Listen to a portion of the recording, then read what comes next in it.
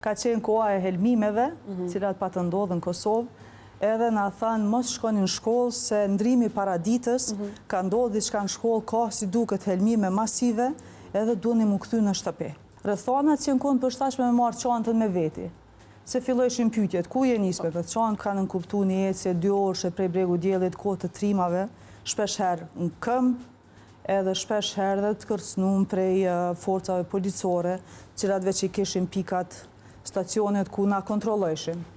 Fëmijëria ime, unë jam vajze vetme, kisha fillu prej kësaj, do me thonë motër e 3 vëllezërve.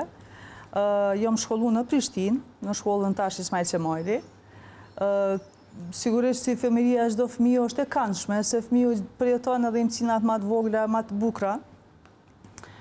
Mirë po megjithatë nga fëmijëria ato që më kujtohen nëse muj më kthy pak edhe në ato çka kemi përjetuar edhe pse tri, ka qenë koha e helmimeve.